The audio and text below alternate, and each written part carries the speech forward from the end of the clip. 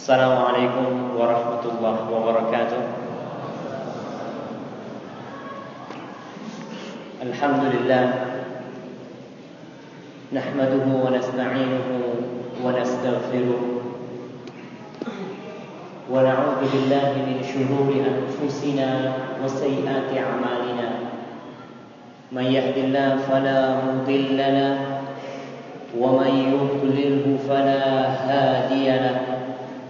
وأشهد أن لا إله إلا الله وحده لا شريك له وأشهد أن محمدا عبده ورسوله وحبيبه وخليله صلوات ربي وسلامه عليه وعلى آله وأصحابه أجمعين. يا أيها الذين آمنوا اتقوا الله حق تقاته ولا تموتن إلا وأنتم مسلمون. يا أيها الناس اتقوا ربكم الذي خلقكم من نفس واحدة وخلق منها زوجها وبث منهما رجالا كثيرا ونساء واتقوا الله الذي تساءلون به والأرحام إن الله كان عليكم رقيبا. يا أيها الذين آمنوا اتقوا الله وقولوا قولا سديدا. Wahai orang-orang yang beriman, bertakwalah kepada Allah. Wa qulu qawlan sadida, dan berkatalah perkataan yang benar.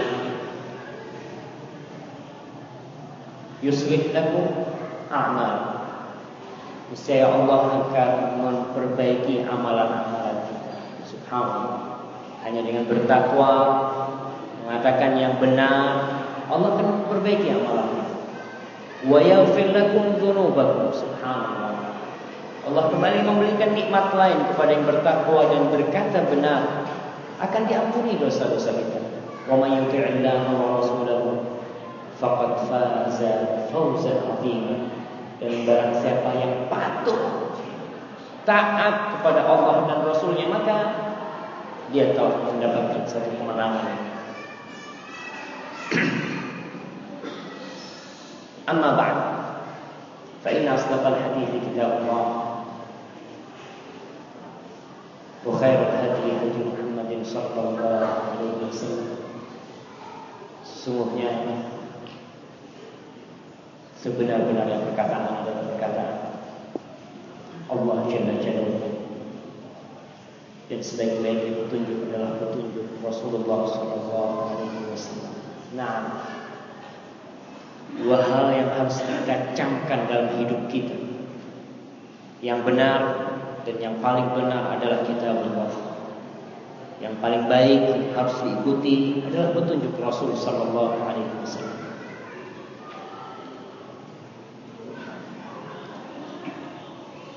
Syarrul umuri muhdatsatuh, dan sejelek-jeleknya perkara adalah hal-hal yang baru dalam agama. Allah sudah menyempurnakan agama ini. Kita hanya butuh bekal bagaimana menjalankan syariat Allah yang tercantum dalam kalamnya dan mengikuti petunjuk Rasul SAW sudah cukup. Kita mau ke surga, kita mau kemana? Berapa tahun kita hidup di dunia? Syarrul umuri muhdatsatuh, wa kullu muhdatsatin bid'ah, wa kullu bid'atin dhalalah, wa kullu dhalalatin finnar. Hadirin ma'asyiral muslimin wal muslimat rahimakumullah. Alhamdulillah, kita berjumpa kembali pada kesempatan kali ini. Semoga Allah Jalla Jalaluhu memberikan rahmat kepada kita, menjadikan perjalanan kita dari rumah, dari tempat tinggal kita ke rumah Allah ini satu amalan yang bakal kita lihat kelak di hari kiamat.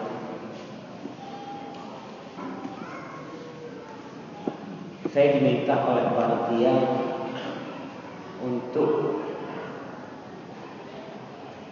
mengkaji tentang suatu hal baru yang pada hakikatnya hal itu tidak baru.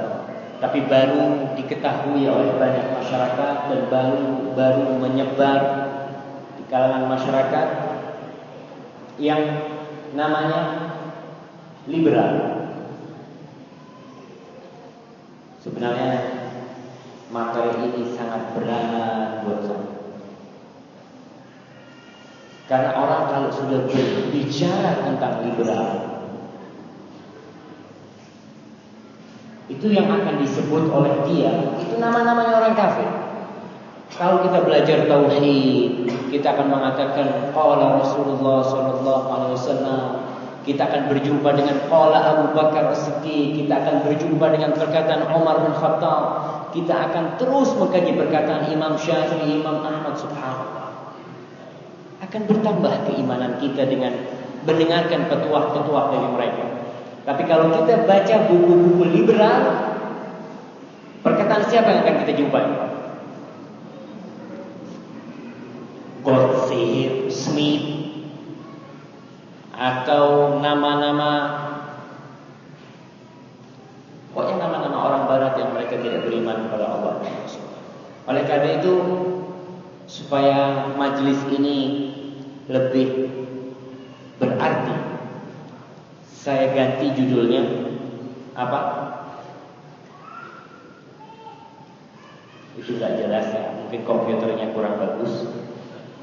Jadi perang yang tak kunjung usai. Kita akan berbincang tentang satu peperangan yang ternyata peperangan itu sampai hari ini dan sampai kelak, tatkala gunung-gunung meletus, tatkala matahari, bintang-bintang bertabrakan, perang itu akan terus, tak akan berhenti. Tentunya kita akan membahas sedikit nanti tentang akar pemikiran Islam liberal.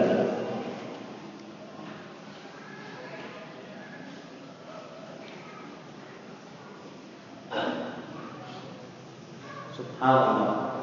Itu ada tulisan yang gak jelas ya. Minta maaf karena ustadznya baru belajar pakai PowerPoint. Permulaan perang, kapan kita?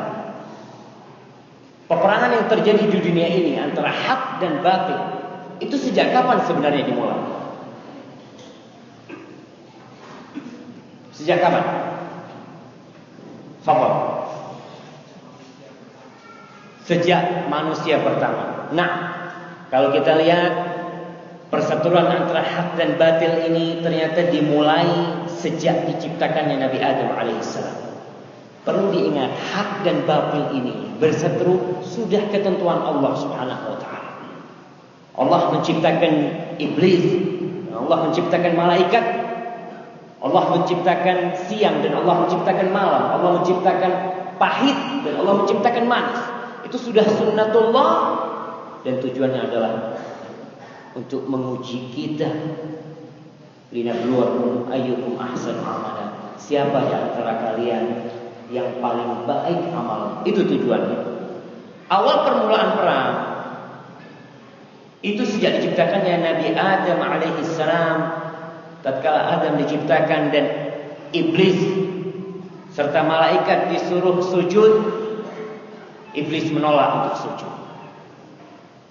Dengan dalih dia lebih baik dari Adam, dia merasa lebih mulia dari Adam. Apa yang dikatakan oleh iblis? Dia berkata kepada Allah Subhanahu wa taala satu pernyataan sehingga Allah murka kepada dia. Iblis mengatakan, "Ana khairun minhu, khalaqtani min nar wa khalaqtahu min tin." Ya Allah, aku lebih baik daripada Adam. Kau ciptakan dia dari tanah, sedangkan kau ciptakan aku dari api. Maka Allah murka kepada iblis, kemudian Allah memberitahu Adam alaihissalam. Kita lihat di surat Thaha ini apa kata Allah? Ya Adam, inna hadha aduwwun laka wa li zawjik. Wahai Adam, ketahuilah bahwasanya ini iblis ini musuh bagimu dan bagi istrimu. Fala yukhrijannakuma minal jannati fatashqa. Jangan sampai dia menjadi penyebab kalian keluar dari surga, kalian akan sengsara. Allah sudah memberitahukan kepada Adam dan Hawa bahwasanya ingat, peperangan sudah dimulai. Yang namanya perang harus ada musuh. Musuh kita siapa? Iblis. Maka peperangan terus berlangsung.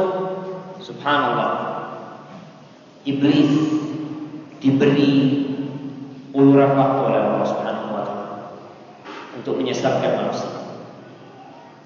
Apa janji Iblis? Iblis mengatakan kepada Allah Subhanahu wa taala, qala fabima aghwaytani la'aqudanna lahum siratal mustaqim thumma la'atiyannahum min bayni aydihim wa min khalfihim wa an aymanihim wa an shama'ilihim wa la tajidu aktsarahum syakirin. Ini satu pernyataan Iblis pada Allah Subhanahu wa taala. Iblis mengatakan, ya Allah, karena Kau telah menghukum aku tersesat. Iblis yang Kau setuju. Saya benar-benar akan menghalang-halangi mereka dari jalanmu yang lurus. Nah, Iblis akan menghalang-halangi kita, menghalang-halangi Adam, Hawa dan keturunan dari jalan yang lurus. Dan itu yang dilakukan oleh Iblis.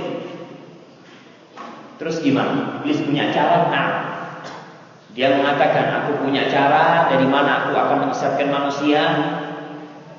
Dari depan mereka aku akan sesatkan. Dari belakang mereka, nggak bisa dari belakang, dari kanan, dari kiri mereka, dari segala penjuru. Kita mau menjadi musuh. Jangan dikira musuh kita cuma yang di depan. Tidak, Iblis di belakang juga akan berusaha untuk menyesatkan kita. Dan Iblis mengatakan, wala tajidu aktsarahum syakirin. Dan kau akan mendapati kebanyakan dari hamba-hamba itu tidak bersyukur. Allahumma ja'alna min ibadika syakirin. Ya Allah, jadikan kami termasuk hamba-hamba yang mensyukuri nikmat. Peperangan dimulai di mana? Di mana peperangan dimulai? Kita tahu awal peperangan terjadi sejak diciptakannya Adam alaihissalam. Di mana peperangan itu terjadi? Di surga. Nah, tapi ternyata peperangan di surga berlanjut. Iblis berhasil mengeluarkan Adam alaihissalam bersama istrinya dari surga. Maka medan perang berganti. Nah, kita lihat Allah menjelaskan di surat Al-A'raf ayat 17 dan banyak ayat lain. Allah menjelaskan tentang kejadian antara Adam dan Hawa bersama Iblis. Bagaimana peperangan itu terjadi di surga dengan segala cara Iblis membujuk Adam supaya Adam kalah.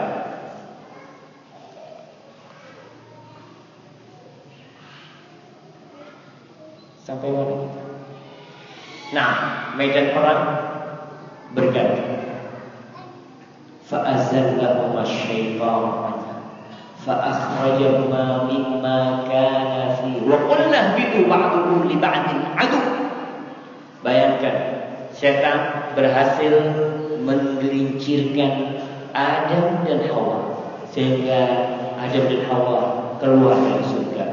Mereka diperintahkan untuk turun ke bumi dan Allah mengatakan, turunlah kalian, ba'dukum li ba'din adu, sebagian kalian adalah musuh bagi sebagian kalian. Walakum fil ardi mustaqarrun wa mata'un ila hin, dan bagi kamu tempat kediaman di dunia ini, di bumi ini, dan kesenangan hidup sampai waktu yang sudah ditentukan. Nah, itu yang terjadi. Setelah dari surga, peperangan dimulai, berlanjut ke bumi. Adam dikeluarkan dari surga bersama istrinya, dan iblis pun ikut berusaha untuk melanjutkan peperangan mereka. Iblis adalah pekerja yang tak kenal lelah. Iya, siang malam, pagi sore, mau di masjid, mau di pasar, mau di tempat kerja, iblis bekerja. Dia adalah pekerja yang tidak pernah kenal lelah, karena dia ingin cari teman sebanyak-banyaknya. Dan Iblis berhasil tidak dalam peperangan? Bapak-bapak, iblis berhasil nggak menyesatkan manusia? Berhasil. Dan Allah menginginkan hal itu tentunya. Hal itu terjadi karena kehendak Allah Subhanahu wa ta'ala. Walaupun Allah membenci yang namanya kekufuran, kemaksiatan, tapi hal itu terjadi di masyiatillah wa qadarih. Iblis memetik hasil, manusia pecah belah, manusia sudah mulai tersesat. Kita lihat Allah Subhanahu wa ta'ala menceritakan di dalam surat Al-Baqarah ayat 213, kana an-nasu ummatan wahidah. Kana an-nas ummatan wahidah. Manusia dulu itu adalah umat yang satu. Fab'atsallahu an-nabiyina mubasysyirin wa mundzirin wa anzala ma'ahumul kitaba bil haqq liyahkuma bainan nas fima ikhtalafu fihi wa ma ikhtalafa fihi illa alladhina utuhu min ba'di ma ja'atuhumul bayyinatu baghyan bainahum fahadallahu alladhina amanu lima ikhtalafu fihi minal haqqi bi'idhnihi wallahu yahdi man yasha'u ila siratal mustaqim. Diutuslah para nabi, diutuslah para rasul untuk memberikan hidayah. Orang-orang sudah mulai berselisih untuk dikasih tahu mana yang hak dan mana yang batil. Allah turunkan kitab-kitabnya, dijelaskan kepada masyarakat supaya jelas. Namun yang mendapatkan hidayah siapa? Hanya orang-orang yang Allah pilih untuk mendapatkan hidayah. Dan kenyataannya dari dulu sampai sekarang mesti ada dua golongan. Ada mukmin, ada kafir. Dan itu yang kita lihat. Ada muwahhid, ada musyrik. Setelah berlalu dari masa Nabi Adam, terus masa Nabi Saleh, Hud, terus peperangan itu antara hak dan batil.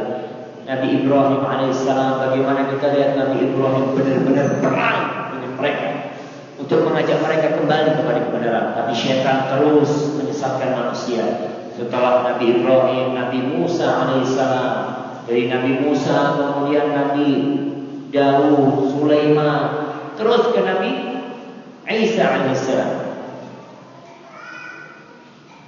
Betul. Nabi Musa dulu apa Nabi Daud dulu? Jemaah. Nabi Musa dulu apa Nabi Daud dulu? Nabi Musa alaihissalam. Nah, kemudian terus ke Nabi Isa alaihissalam. Peperangan terus terjadi. Bahkan orang-orang itu berusaha membunuh Nabi Isa alaihissalam. Bayangkan berapa nabi yang sudah dibunuh oleh orang-orang, oleh pasukan-pasukan syaitan. Berapa nabi? Nabi Zakaria digergaji Nabi Zakaria. Nabi Yahya, putranya Nabi Zakaria, dipenggal kepalanya, dihadiahkan kepada pelacur. Na'udzubillah. Jadi peperangan itu harus terjadi. Sampai Nabi Isa alaihissalam pun berusaha untuk dibunuh dan dibantai oleh mereka. Tapi alhamdulillah Allah menyelamatkan. Setelah beberapa ratus tahun Allah mengutus Rasulullah sallallahu alaihi wasallam sebagai penutup para nabi. Nah, khatamun nabiyyin. Rasul sallallahu alaihi wasallam diutus dengan Al-Qur'an Karim dan agama yang benar. Huwa alladhi arsala rasulahu bil huda wa dinil haqq liyudhhirahu 'ala ad-din kullihi walau karihal musyrikun. Nah, dialah Allah Jalla Jalaluhu yang mengutus Rasulnya dengan membawa petunjuk. Apa petunjuk yang dibawa oleh Rasul SAW? Al-Quranul Karim, wahyu ilahi, dan tentunya dengan sunnah-sunnah Rasul SAW lainnya. Wa dinil haq, dan agama kebenaran ini. Untuk apa? Untuk dimenangkannya atas segala agama. Di masa Rasul ada berapa agama?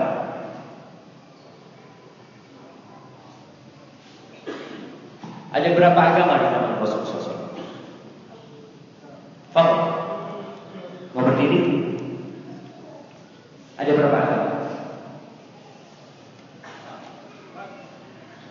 Ada 4. 1. Kalau jawab bareng-bareng sulit banget. Kalau suruh satu-satu kok susah. Jawab sampai kau jawab. Angkat tangan. Ya, fokus. Yahudi, Majusi, Nasrani.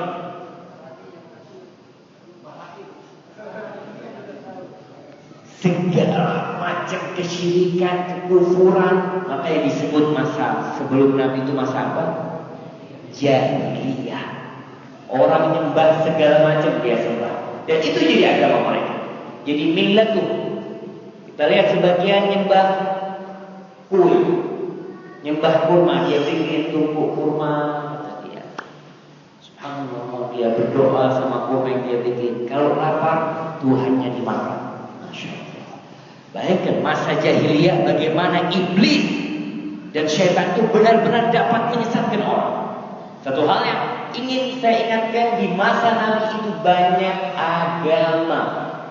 Yang disebutkan tadi ada Yahudi, ada Nasrani, yang jelas Hindu, Buddha. Itu sudah ada di India mereka. Karena nanti tatkala Islam sampai ke dia bertemu dengan agama-agama itu.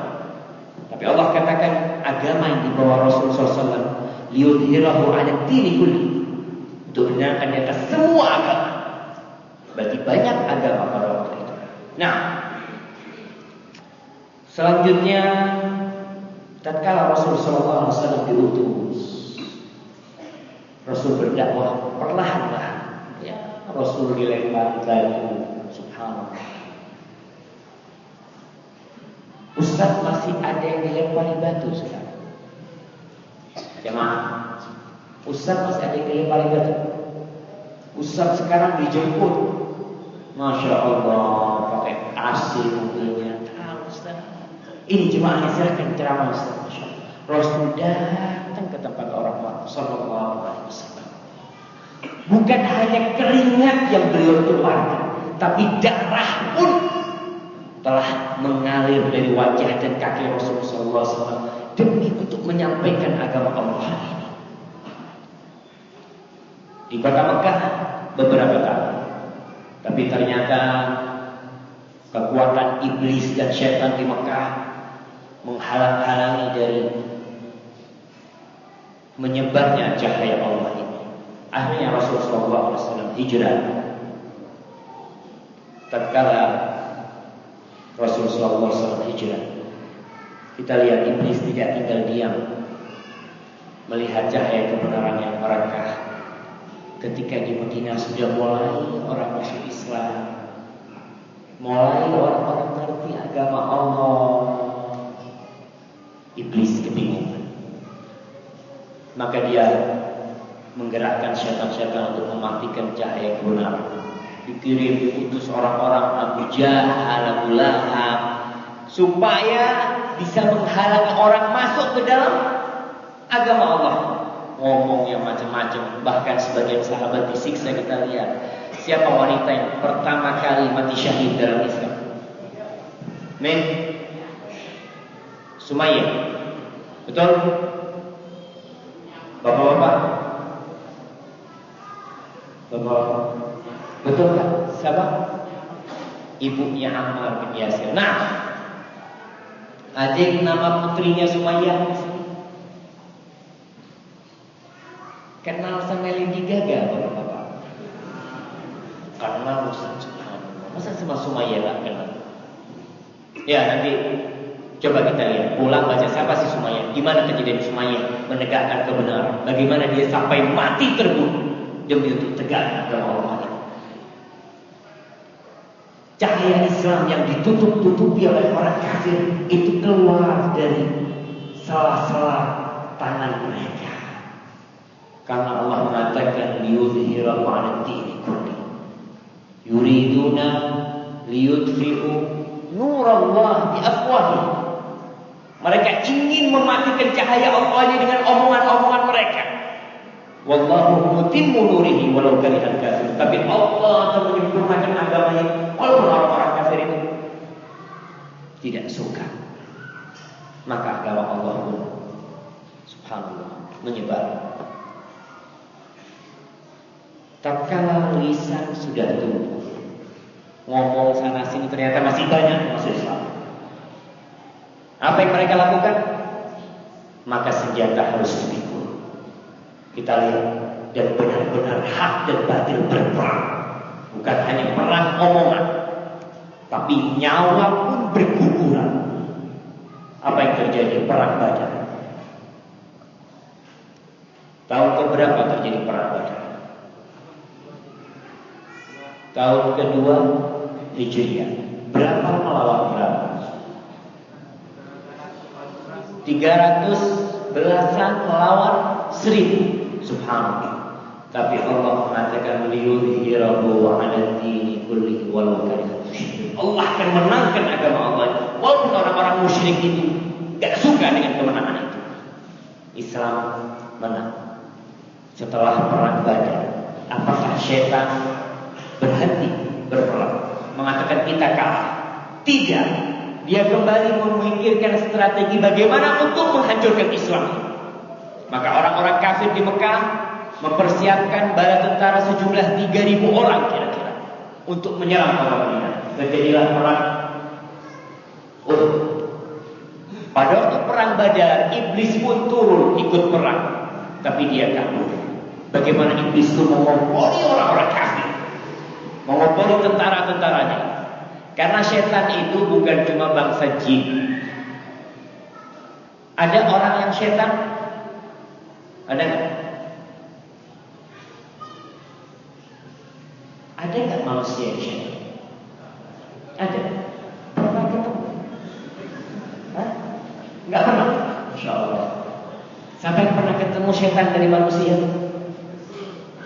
Masya Allah, ada yang pernah ketemu. Allah mengatakan syayatinul insi wal jin yuhi ba'dhum ila ba'dhin zukhrufal qawli ghurur. Ada setan-setan dari bangsa jin dan manusia yang suka menebarkan perkataan-perkataan yang enggak benar, yang bisik-bisikan hal-hal yang enggak baik, dia perhiasi perkataan yang batil seakan-akan benar.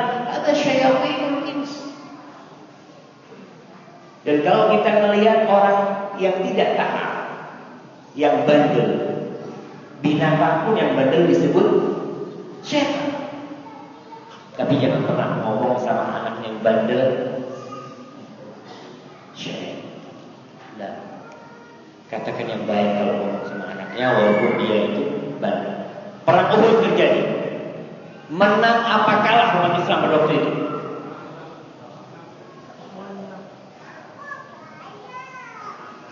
Ya, antum. Menang apa kalah? Menang kalah. Awalnya menang kemudian kalah. Jadi kalah.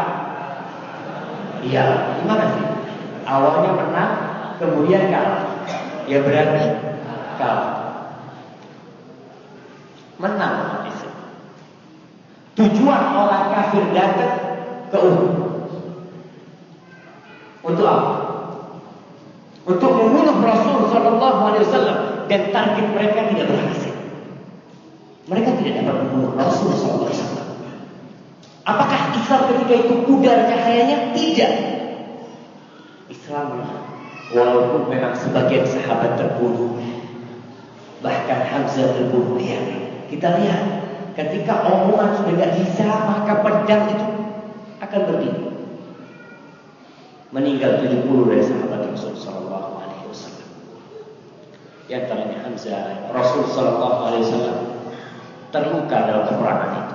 Giginya patah dalam menegakkan kebenaran itu. Karena kadang-kala menegakkan kebenaran itu, ya kalau musuhnya bawa bom, mau nggak mau umat Islam, saya tawakal sama Allah, silahkan dibom.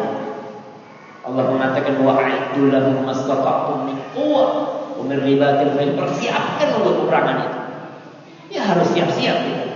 Dan perang dengan syaitan dan iblis yang harus dipersiapkan adalah yang jelas keimanan. Perang Uhud. Kemudian apa sudah selesai dengan perang Uhud? Selesai. Perang Khandaq. Mereka datang lagi yang awalnya pada tahun ketiga Hijriah bawa 3.000 orang. Tahun ke-5 Hijriah bawa berapa orang? Karena hak ini harus dibunuh, kata mereka. Cahaya ini harus dimatikan. 10.000 mereka datang untuk mengumpul tempatnya. Terjadi perang Khandaq. Tapi orang-orang kafir pun pulang meninggalkan kota Madinah. Mereka kabur berbirit-birit. Rasul setelah itu mengatakan, Al-an narzuhum wa la yansurun. Mulai sekarang ini kita yang akan nyerang mereka, mereka tidak akan nyerang. Dan itu terjadi setelah perang Khandaq tahun ke-8 Hijriah, Fathu Makkah, kemudian di masa Umar bin Khattab, masa Abu Bakar Siddiq, masa Umar, terus. Ya, Fathu Makkah terjadi pada tahun ke-8 Hijriah. Kita lihat setelah Rasulullah SAW meninggal dunia, apakah Islam mati? Apakah cahaya Islam redup dan pudar? Tidak. Dilanjutkan oleh Abu Bakar Siddiq. Islam menebar kedamaian penjuru dunia. Yang namanya orang jahiliyah pada waktu itu, kita lihat bagaimana di Persia, bagaimana di Mesir, orang-orang itu dizalimi oleh raja-raja mereka, oleh pemimpin mereka, diwajibkan bayar upeti mereka. Mereka menyembah patung-patung, menyembah hal-hal yang tidak memiliki kekuatan dan kekuasaan. Maka Islam menyelimuti kerajaan Persia. Persia runtuh di masa Umar bin Khattab. Kekuatan iblis dan syaitan di sana runtuh. Kemudian Islam meraba dan mendekat kekuasaan Romawi. Kekuasaan Romawi, Syam, Palestina, Yordania, Libanon, terus sampai ke perbatasan Turki itu dikuasai oleh umat Islam. Dan bukan cuma itu, manusia yang atau negeri-negeri yang masuk ke dalam kekuasaan Islam hidup damai dan tentram. Bahkan penduduk negeri itu berusaha untuk membantu umat Islam. Apa sampai di situ Islam? Tidak. Islam terus menerobos tembok Cina dan menyeberangi lautan. Subhanallah. Sampai akhirnya Islam pun sampai ke negeri kita. Nah, Rasul sallallahu alaihi wasallam bersabda, "La yablughanna hadzal amr ma balagha al-lail wan-nahar wa la yatruku Allahu baita madarin wa la wabarin illa adkhalahu Allahu hadha ad-din bi'izzi 'azizin aw bidhilli dhalilin 'izzan yu'izzu Allah bihi al-Islam wa dhullan yudhillu Allah yudhillu bihi al-kufr." Nah, kita lihat Islam ini berdasarkan janji. Dan sabda Rasul SAW, Islam itu akan mencapai segala tempat yang dicapai malam dan siang. Di mana ada malam, di mana ada siang, agama Allah ini akan sampai di tempat itu. Jadi bukan hanya di Jaziratul Arab. Karena Islam itu bukan hanya untuk orang Arab.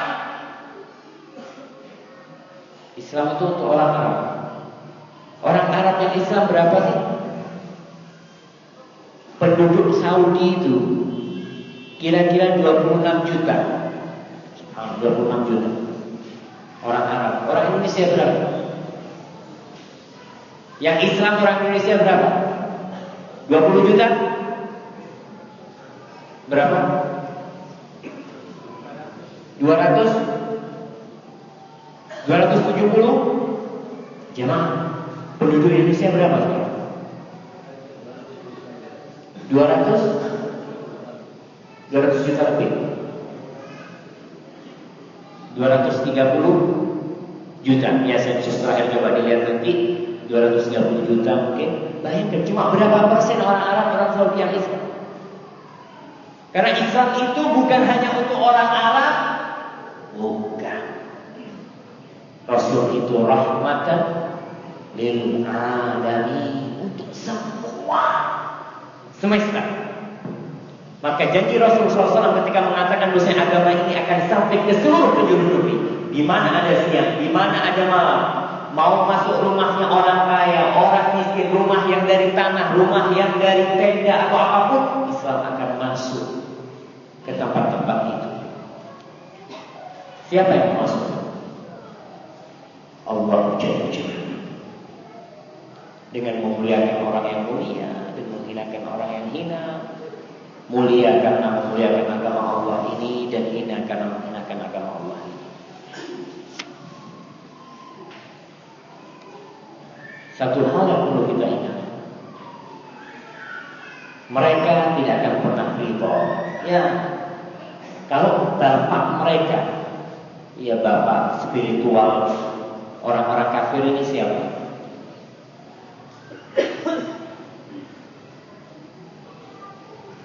Bapak spiritual orang kafir siapa?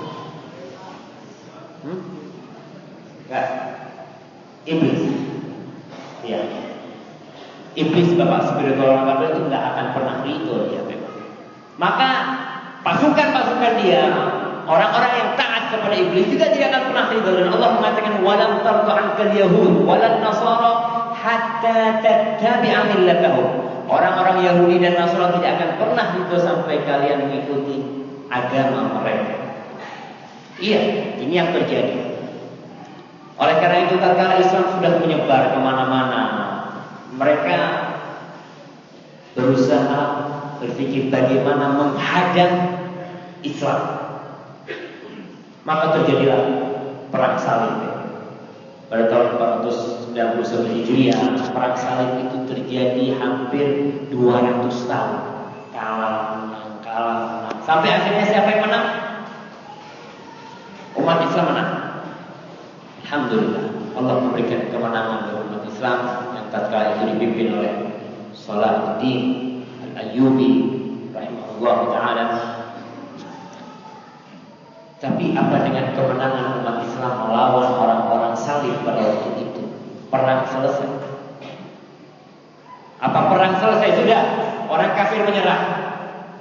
Orang-orang Nasara yang dipimpin oleh raja-raja Prancis pada waktu itu, mereka mengatakan kita menyerah, kita tidak akan perang selesai. Tidak. Mereka terus berpikir bagaimana untuk menyerang Islam. Kita lihat perang dengan senjata, perang dengan tentara, ternyata kalah. Iya, terbukti sejak perang Badar, Uhud, terus Islam ini mau dihadang oleh mereka dengan senjata, ternyata Islam terus merobos dan menghancurkan mereka.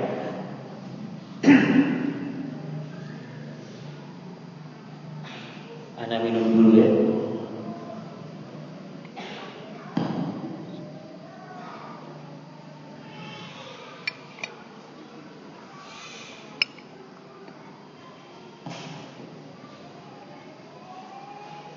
Mereka berpikir, kita lihat besi yang padat dan keras.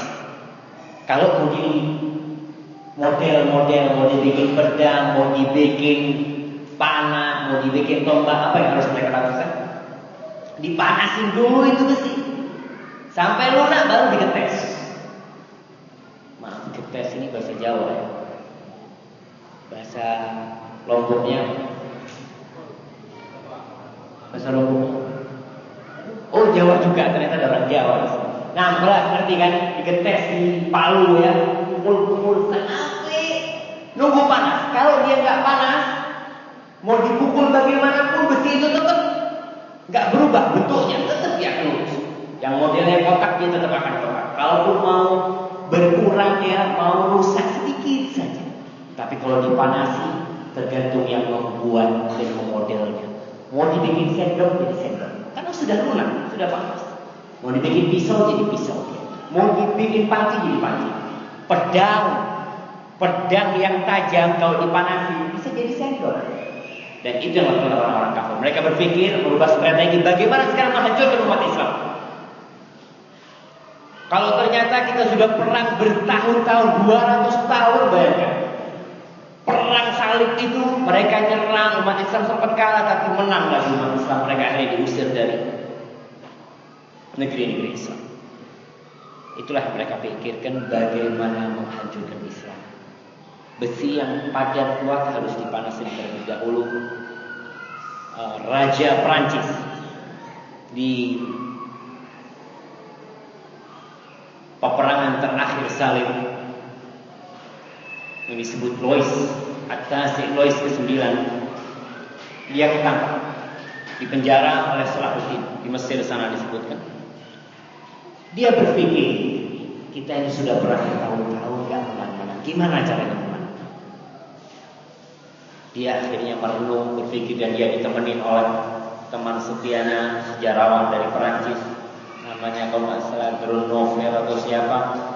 Dia tulis apa yang direnungkan oleh raja ini, namanya raja, punya sekretaris, suruh nulis apa yang dia ingin lakukan. Karena dia berpikir harus diganti strateginya. Yang pertama adalah serangan militer dirubah menjadi serangan damai.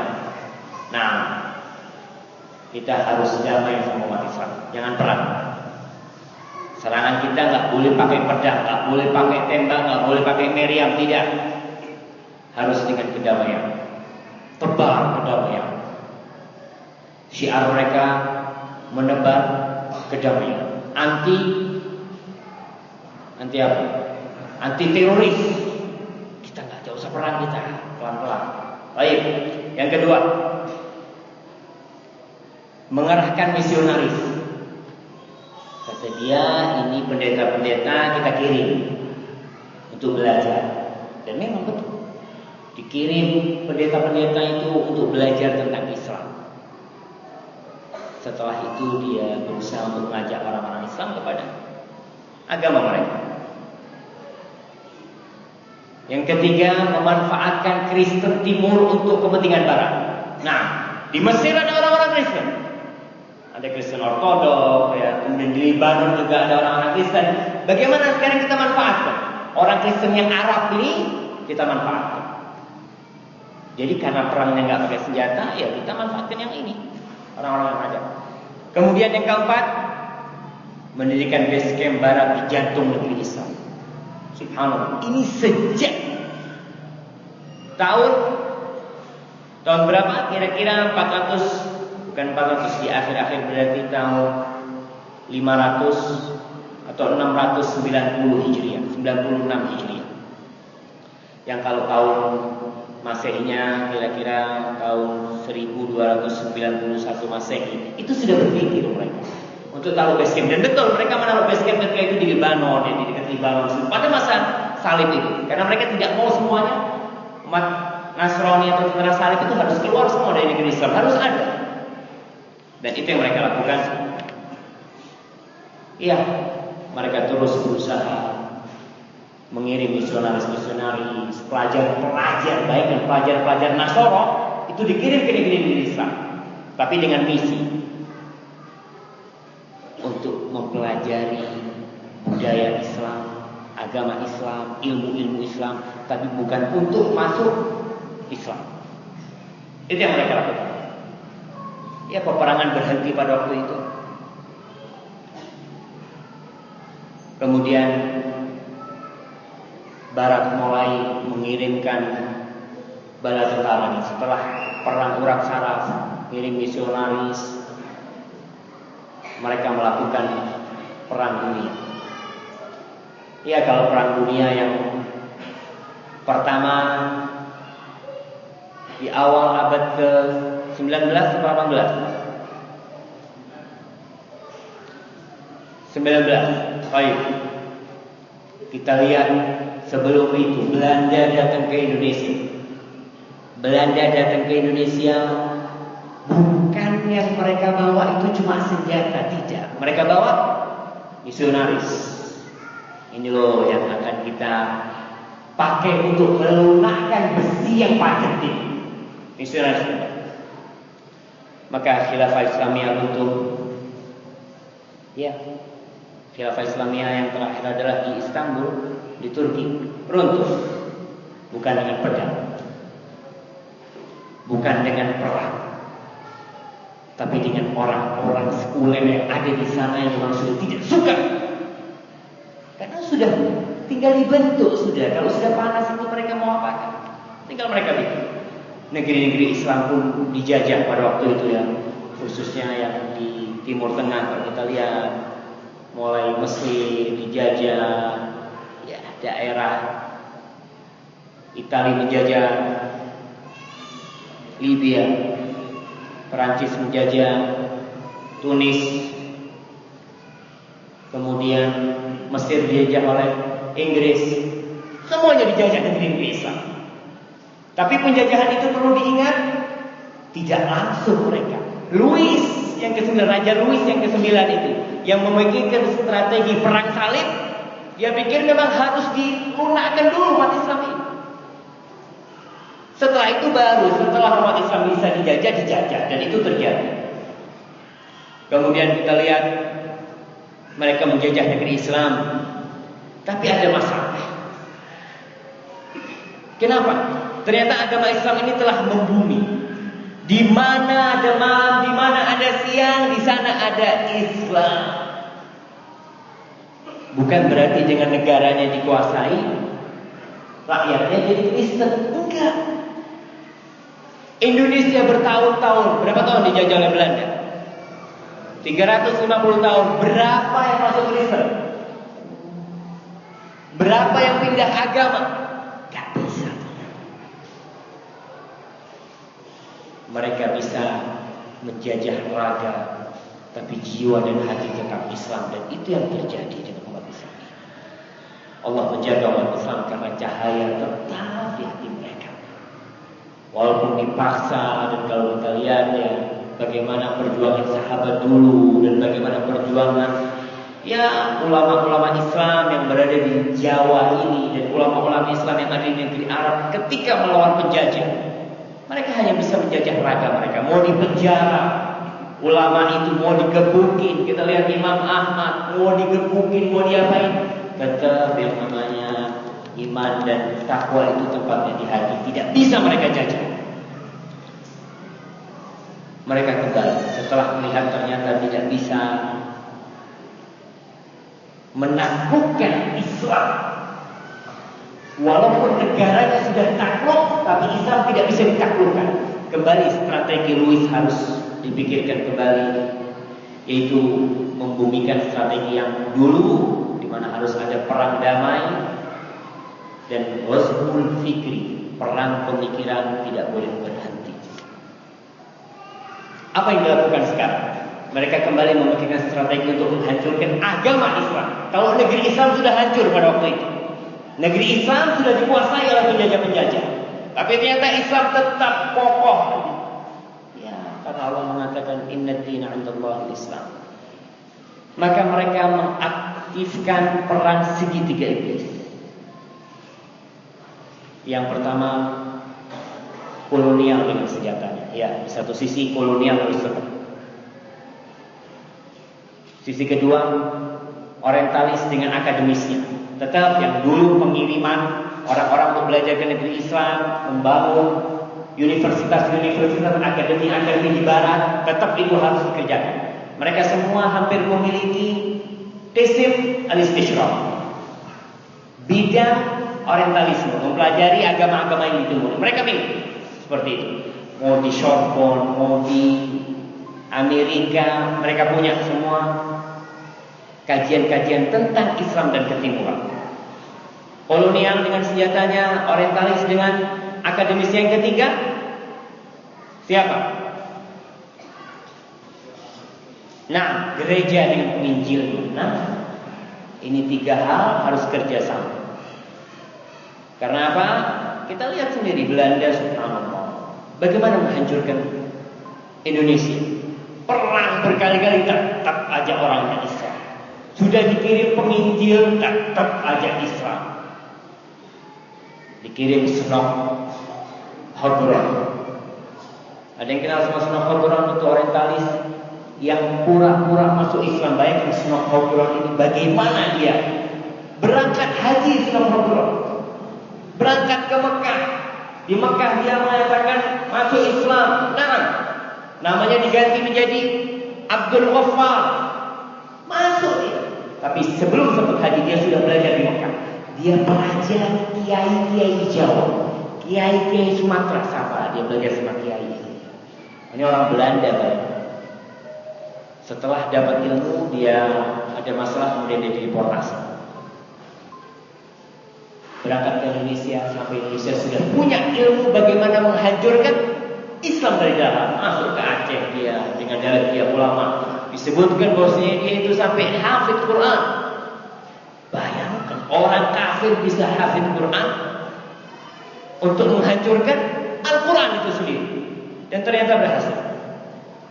Maka kajian Islam di Barat menjamur ya di mana-mana. Tadi saya sebutkan bahwasanya di fakultas-fakultas di Universitas Indonesia Barat itu hampir semuanya diwajibkan oleh Paus pada waktu itu untuk punya kajian-kajian yang sifatnya mengkaji tentang Islam. Dan di Indonesia ini perguruan tinggi Katolik dan Kristen itu ada kajian Islam. Yang ngajar siapa? Dosen-dosen YIN. Ngajar di sana mereka. Apakah orang Kristen belajar Islam untuk masuk Islam? Mereka yang di universitas itu belajar untuk menghancurkan Islam. Kalau dulu mereka pura-pura masuk Islam, sekarang nggak usah pura-pura masuk Islam. Orang Islamnya kita panggil untuk menjadi kalian.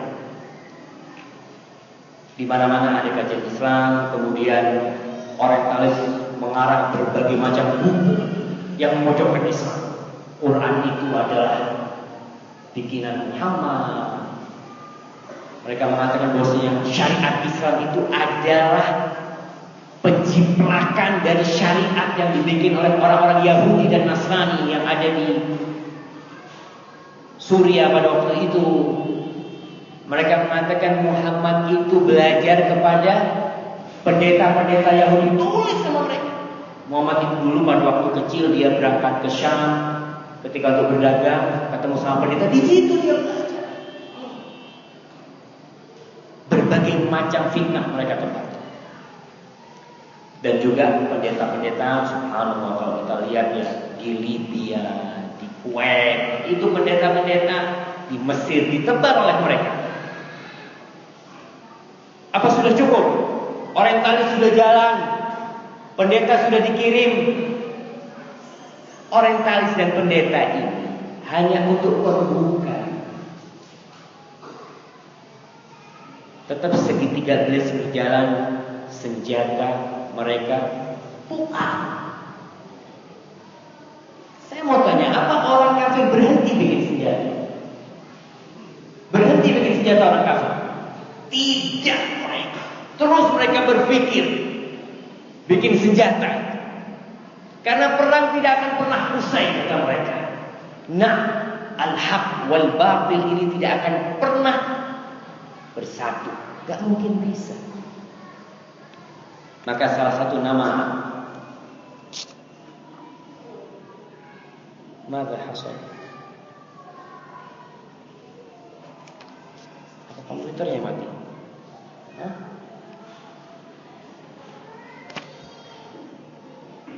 Afan komputernya mati, mungkin dia capek. Ya, kita lanjutkan. Mereka bikin senjata terus untuk melanjutkan peperangan. Karena jangan berpikir sekarang ini tidak ada perang. Yang ada itu persahabatan, perdamaian. Oke, kalau memang kita mau bersahabat, kita mau berdamai, ada apa senjata terus dibikin? Berarti kan mau perang. Orang kalau sekarang bikin mengasah pisaunya, ditanya buat apa ngasah pisau? Ya enggak ada, buat ngasah aja. Enggak, kata dia ya buat nyembelih ayam, buat nyembelih apa? Itu yang mereka lakukan. Subhanallah, kayaknya komputernya enggak mau hidup.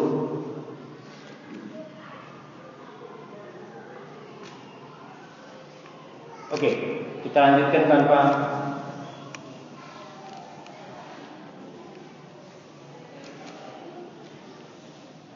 enggak kayaknya.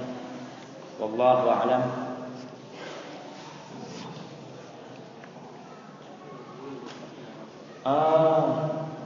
Jadi dari tadi itu baterainya habis ternyata. Nah, ya jemaah.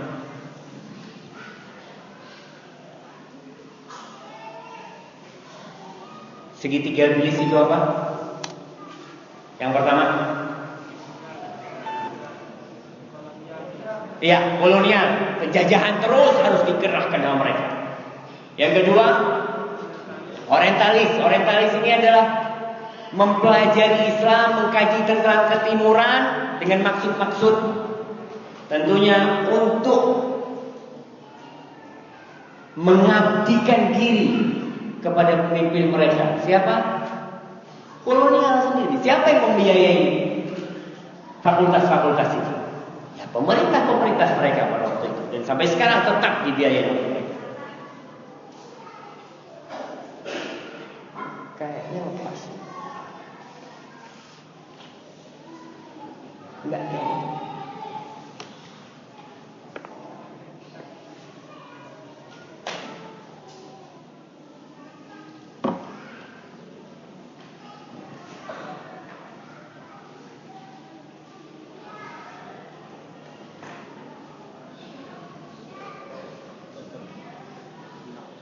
Iya. Hidup. Yang ketiga, gereja dengan misionaris, dengan penginjil-penginjil mereka yang ditebar, dan itu mereka lakukan. Ya kayaknya dia nggak mau hidup.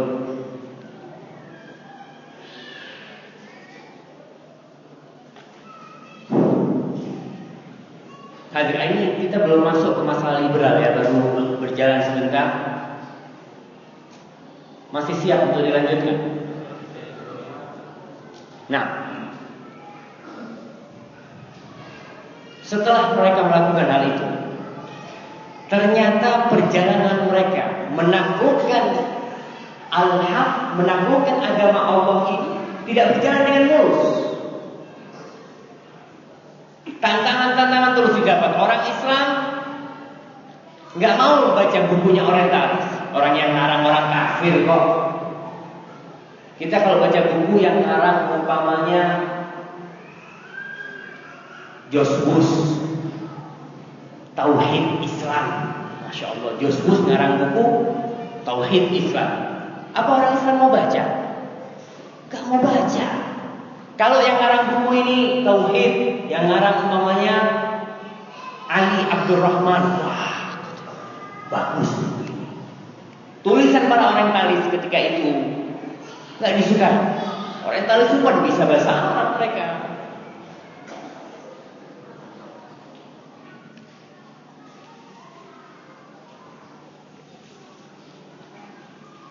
Nah, tulisan mereka kurang disukai karena yang nulis orang kafir, dan tampak sekali memang orang kafir. Siapa yang mau menerima tulisan mereka? Kemudian penginjil-penginjil yang didatangkan dari barat ke Indonesia yang aslinya orang-orang Belanda itu susah diterima. Kalau dulu kan melihat tuh bule company, susah dia. Maka apa yang harus mereka lakukan? Yang harus mereka lakukan adalah meminjam wajah dan lidah. Kalau dulu pakai lidahnya orang-orang kafir,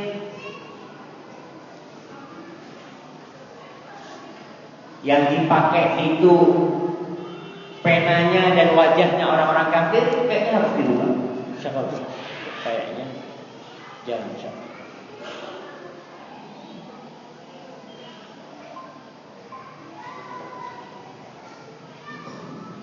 Jadi yang mereka lakukan meminjam wajahnya orang. Kalau di Jawa pinjam wajahnya orang mana? Orang Jawa. Kalau di Sulawesi pinjam wajahnya orang Sulawesi. Di Lombok dia harus bikin orang-orang Lombok yang menyampaikan misi mereka. Kemudian yang kedua, mereka katakan tidak harus dibaptis orang Islam. Samuel Zwemer, salah satu penginjil dan orientalis terbesar mungkin di abad ke-19 Hijriah dia. Error. Nah.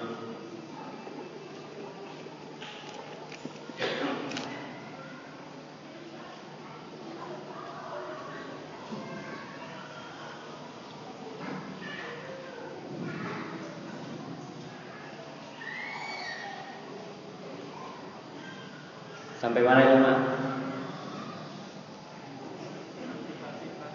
Tutup aja. Tutup.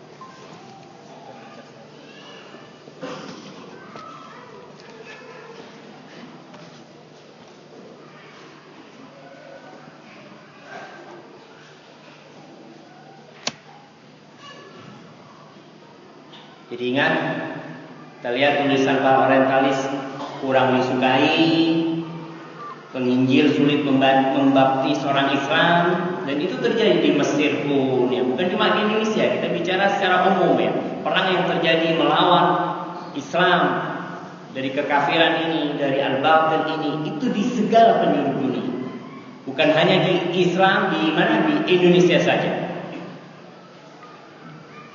Ya, kita sebutkan mereka meminjam wajah dan lidah orang-orang Islam. Tidak harus dibaptis, yang penting keluar dari Islam. Samuel Zwimmer, orientalis dan misionaris terkenal yang dia mengarang majalah Alam Islam. Di Mesir dia bikin majalah itu. Bayangkan pakai bahasa Arab. Isinya adalah laporan-laporan kepada kolonial mereka, kepada pemerintah-pemerintah mereka. Bagaimana dia melihat Islam ini. Dia mengatakan dalam salah satu muktamar yang diadakan di Mesir, kata dia, ingat muhimmatuhu, misi kalian kepada para penginjil dan para misionaris.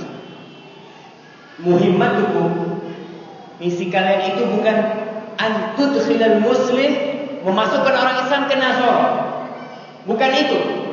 Karena kalau kalian masukkan orang Islam ke Nasrani, kalian berarti memuliakan orang Islam itu. Jadi nggak boleh orang Islam masuk Nasrani. Apa kata mereka?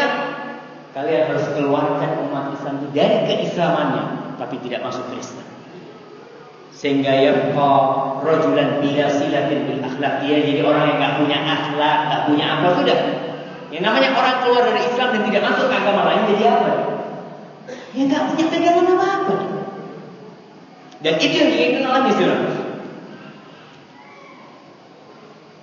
Gimana caranya mengkader lidah-lidah orang Islam membantu orang-orang kafir?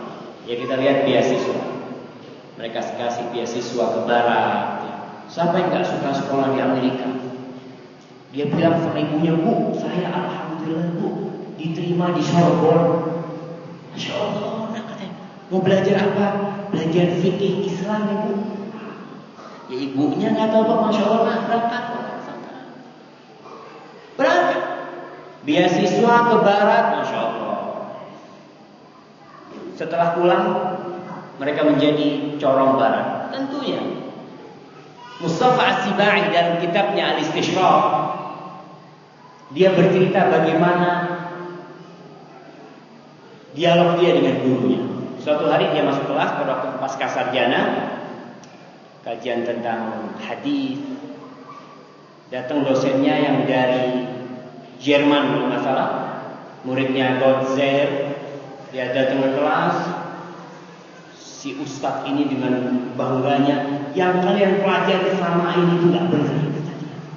Kata Mustafa, ajib katanya. Dia ngomong teman-temannya, biarkan ngomong ya, kita dengarkan aja. Mulai dia ngomong, di barat itu kajian Islam sangat objektif sekali mereka. Mereka tidak memihak. Terus dia sampai masuk pelajaran tentang Az-Zuhri, tentang Al-Imam Ibn Shihab Az-Zuhri, Muhammad Ibn Shihab Az-Zuhri. Dia adalah perawi hadis fiqh yang diriwayatkan oleh Bukhari, Muslim, dan dia adalah gurunya banyak orang. Dikatakan Zuhri ini, dia itu adalah centeknya pemerintah. Jadi pemerintah kalau mau punya hajat, minta kepada Zuhri suruh bikin hadis.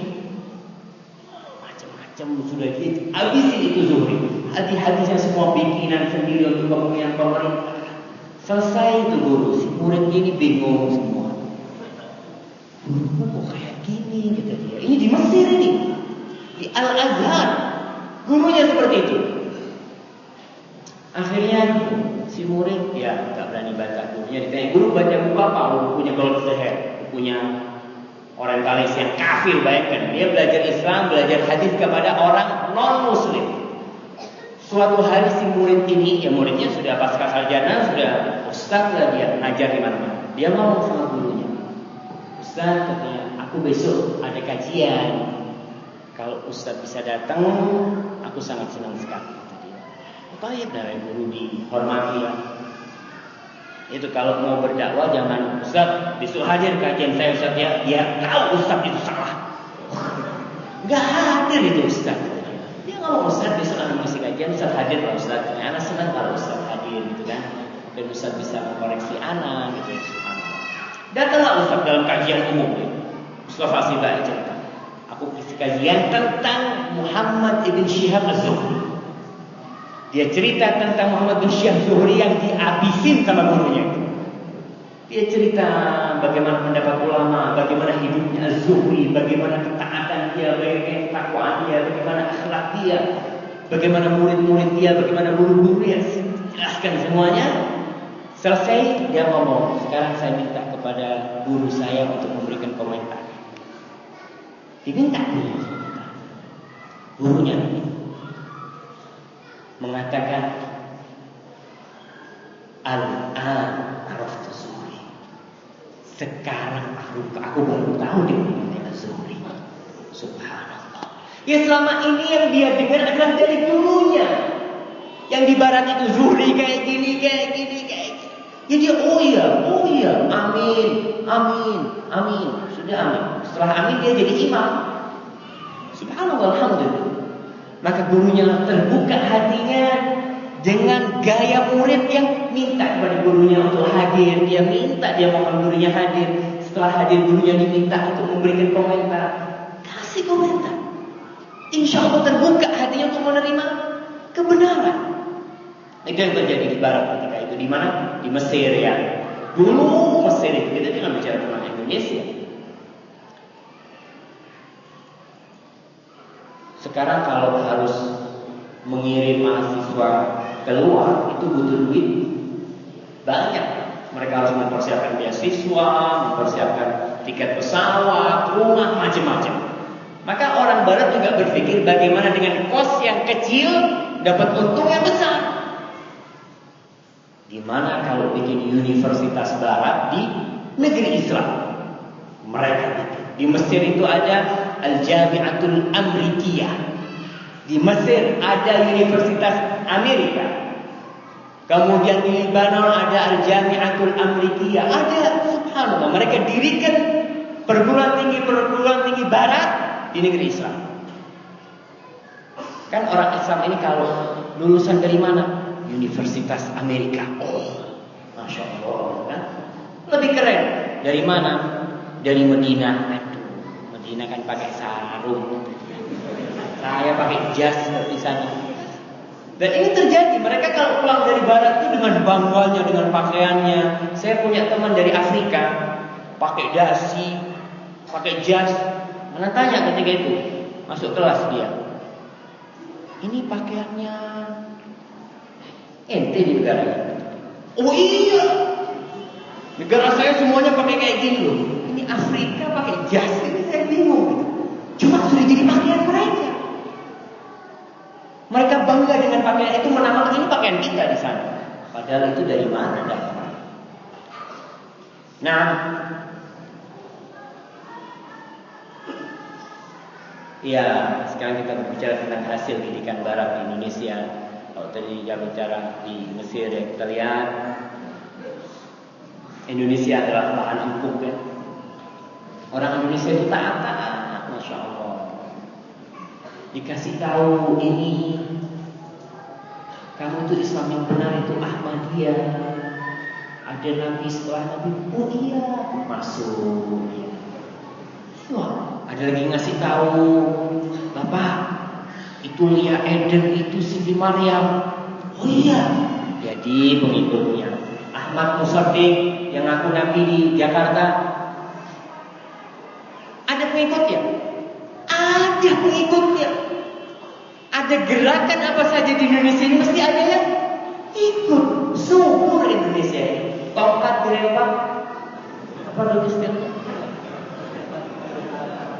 Tongkat jadi tanaman di Indonesia. Mau punya pemikiran apa di Indonesia itu laris. Karena jumlah umat Islam di Indonesia itu 200 juta. Yang ngaji ini berapa orang? Kamu. Yang sholat berjamaah di masjid berapa orang? Yang lainnya di mana?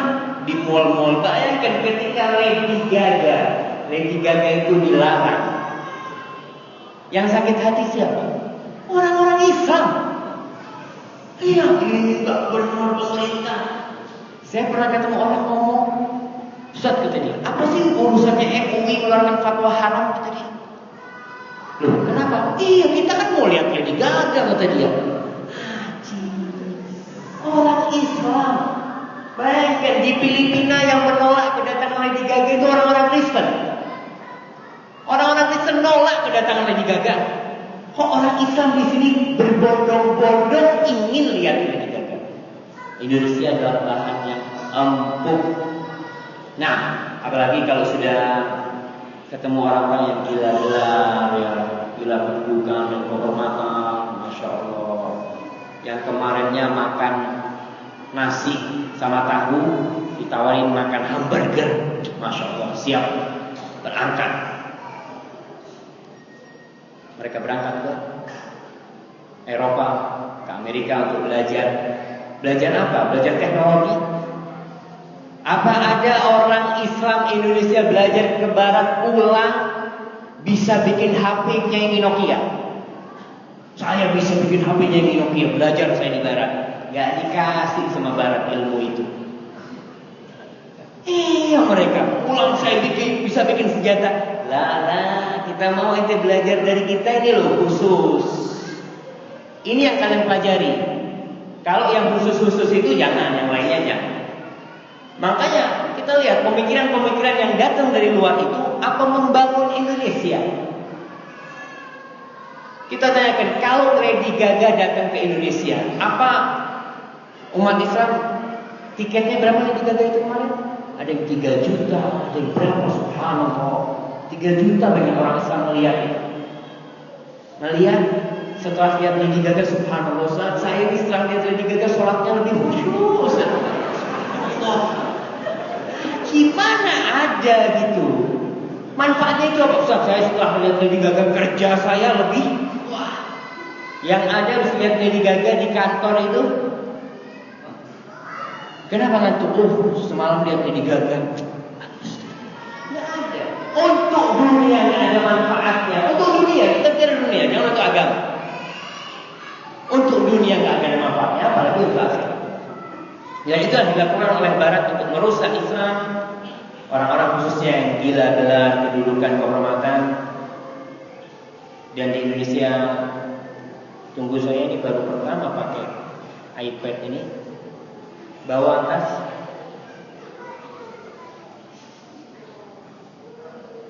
Kok hilang nih jemaah? Oh, siap. Masya Allah. Jadi mereka berpikir untuk mengurangi biaya. Gimana mengurangi biaya?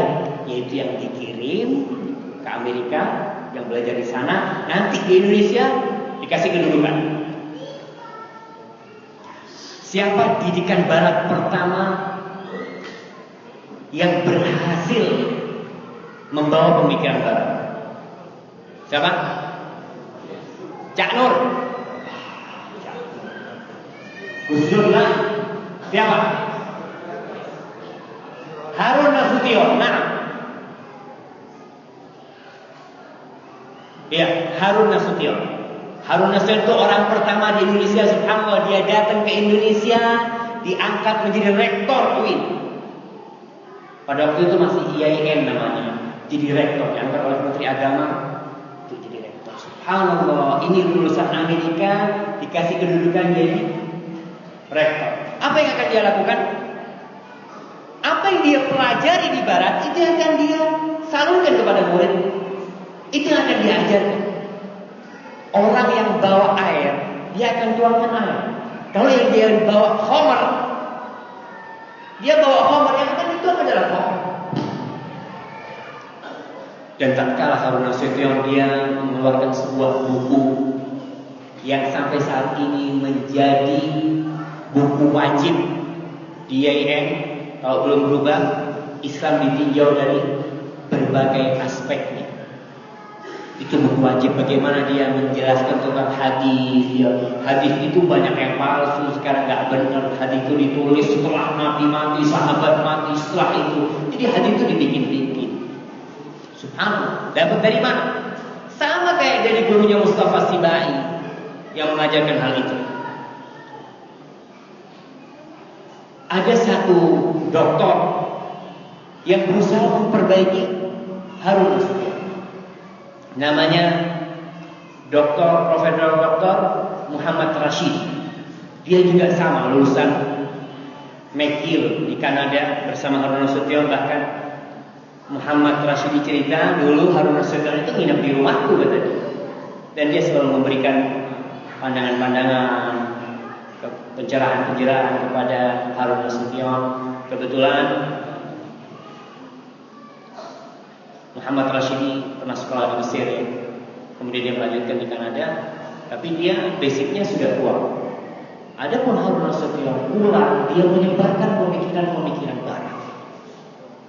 Muhammad Rashid itu tulis surat khusus kepada Menteri Agama pada waktu itu, kalau nggak salah Ali Mukti Ali. Ya, dia tulis. Inilah kesalahan Harun Nasution yang dibawa oleh Harun Nasution pemikiran barat. Kenapa dia lulus dari sana? Gak mungkin dia bawa pemikiran dari Mesir kalau orang lulusnya dari Kanada. Gurunya Harun Nasution itu non-Muslim, kufar. Kalaupun ada orang-orang Islam yang ngajar di McGill, itu orang-orang Islam yang sudah ditolak di negeri Islam. Maka ngajar di sana, belajar sama mereka.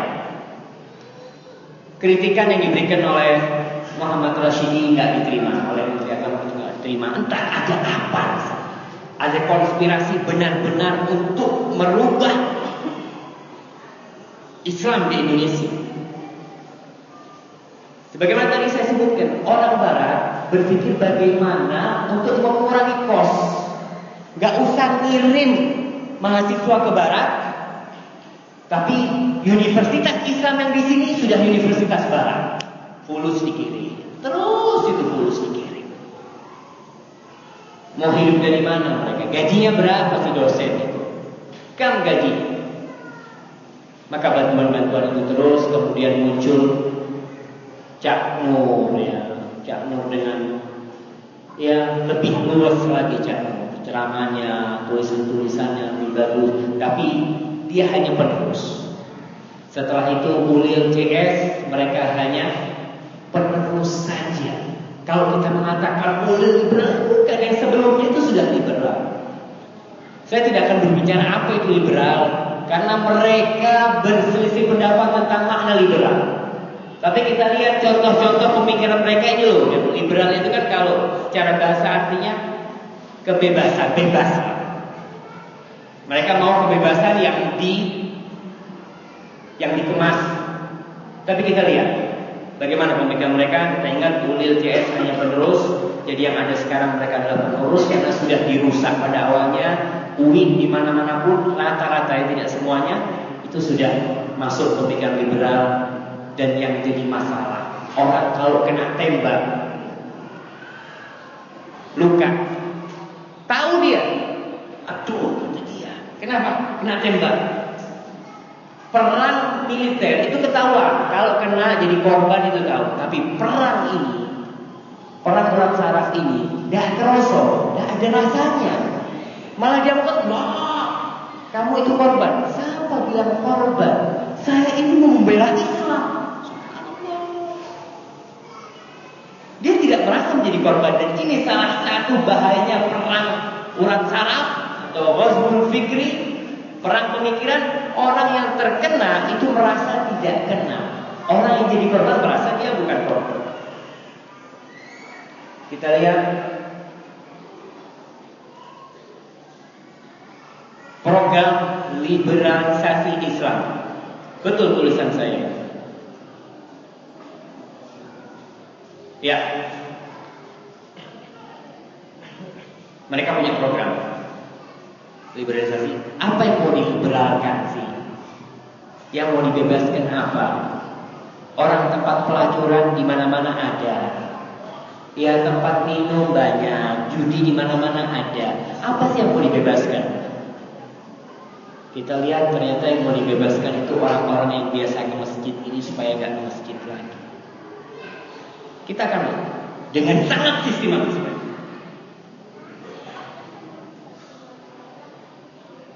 Ya, kita lihat merusak yang sistematis. Jadi merusaknya nggak macam-macam. Dia mobil yang bagus, caranya bagaimana merusak? Kalau digebukin itu mobil, ketahuan kalau rusak. Tapi bautnya dikendori, biar nanti jalan lepas semua. Dan itu yang terjadi. Orang kalau sudah semua dikendori, bannya dikendori, dia bannya satu lepas.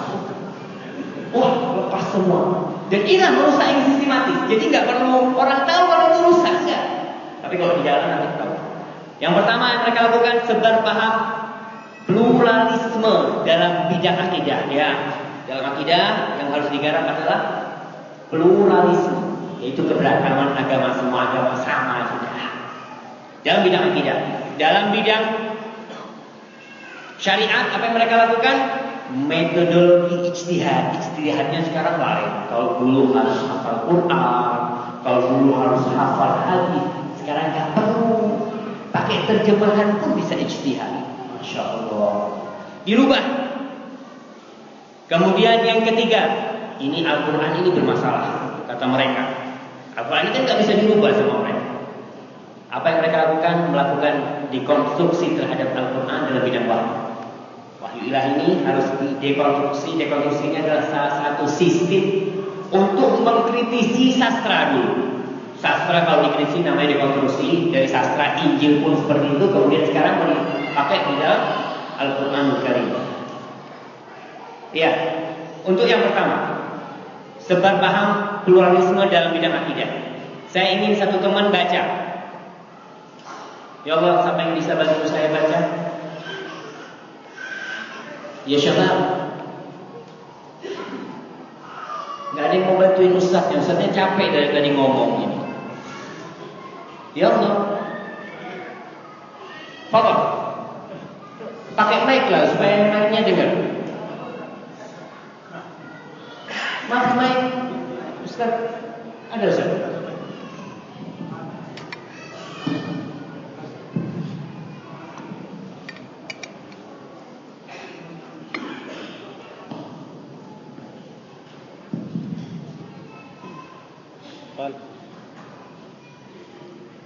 Anda kasih panjang dulu dikit ya. Bentar Pak. Allah. Sebar paham pluralisme dalam bidang akidah. Semua agama sama, semuanya menuju jalan kebenaran. Jadi Islam bukan yang paling benar. Subhanallah, kita lihat ini Ulil Absar Abdullah mengatakan hal ini. Kalau dulu yang mengatakan hal ini adalah orang-orang barat, orang-orang kafir, orang-orang orientalis dalam buku-buku mereka. Sekarang mereka enggak lagi. Mereka yang mengatakan Islam itu menjiplak dari Kristen, dari Yahudi. Itu dulu. Sekarang enggak perlu lagi mereka punya itu. Mereka punya ini. Punya ulil. Ya ulil kalau sebarkan itu. Yang jadi masalah enggak merasa kalau dia jadi korban. Semua agama sama. Ente mau Kristen, ente mau Islam, ente mau Buddha, ente mau Konghucu, bodoh. Kemana semuanya sama-sama? Menuju jalan kebenaran. Bukan Islam yang paling benar. Subhanallah. Orang Islam ngomong itu. Ya, kita ngomong tadi, ini adalah perang yang terus berlanjut, tapi yang dipakai sekarang bukan orang barat, orang Islam sendiri. Ya, relativisme. Orang yang mengatakan semua agama itu sama, mereka mengatakan itu kan relatif lah agama itu. Menurut kau benar, menurut aku belum tentu benar. Maka orang yang memiliki paham nisbiyah ini, relativisme ini, hidupnya akan susah. Dikasih mie, temannya bilang asin, oh manis, kasih lagi pahit gitu loh. Dia ribut, kenapa? Ini asin jamaah, kata dia. Itu kan menurut ente asin, menurut saya pahit dia. Ya sudah, hidup ini susah sama orang-orang yang seperti itu. Kita lihat apa yang dikatakan mereka lagi. Silakan dibaca perkataan Budi Munawar Rahman. Karenanya yang diperlukan sekarang ini dalam penghayatan masalah pluralisme antara agama, yakni pandangan bahwa siapapun yang beriman tanpa harus melihat agamanya apa adalah sama di hadapan Allah, karena Tuhan kita semua adalah Tuhan yang satu. Isma. Allah mengatakan inna dina 'indallahi al-Islam. Tak pakai Wa may yabtaghi ghairal islami dina, yang cari agama Islam masuk orang-orang yang merugi. Itu mereka nanti kita garap ayat-ayat itu, kita tafsirkan. Cuma sekarang untuk urusan akidah mereka tebar pemahaman ini. Semua agama sama. Jadi mau sembahyang di gereja, mau sembahyang di mana sama semua. Ulil ketika mengatakan hal ini itu dibantah dalam sebuah workshop di Surabaya kalau nggak salah. Ketika itu orang-orang NU datang dengan segala perkataan Ulil, dia siapkan semua, sudah dikopi. Ditanya Ulil, kau itu mengatakan semua agama sama? Oh enggak, kata dia. Yang saya katakan sama itu Yahudi sama Nasrani saja, kata dia. Itu kan ada kesamaan. Mereka berusaha untuk lari pada perkataan-perkataan mereka jelas. Kita akan lebih jelas lagi. Nah, silakan. Melanjutkan perkataan Abdul Mulir bukan? Jika semua agama memang benar sendiri, penting diyakini bahwa surga Tuhan yang satu itu sendiri terdiri dari banyak pintu dan kamar. Tiap pintu adalah jalan pemeluk tiap agama memasuki kamar surganya. Syarat memasuki surga ialah keikhlasan, pembebasan manusia dari kelaparan, penderitaan, kekerasan dan ketakutan tanpa melihat agamanya. Inilah jalan universal surga bagi semua agama. Dari sini kerjasama dan dialog pemeluk berbeda agama jadi mungkin. Syuf lihat. Jadi semua nanti punya surga sendiri-sendiri. Dajjal itu bawa surga. Betul nggak? Dajjal bawa surga. Ya silakan yang mau masuk surganya Dajjal silakan. Wahwa narun talaqqa, api neraka. Dan jelas, faman syaa'a falyu'min wa man syaa'a falyakfur. Yang mau beriman, yang mau kufur. Cuma ada satu jalan. Kenapa diutus Nabi? Kalau ternyata semua agama sama. Yang jadi masalah yang ngomong ini orang Islam. Allah, na'udzubillah minasyirik. Ini mau dilanjutkan baca-baca kayak gini. Saya sudah na'udzubillah, ada perkataan pernyataan yang kufur ya. Fadhol dibaca.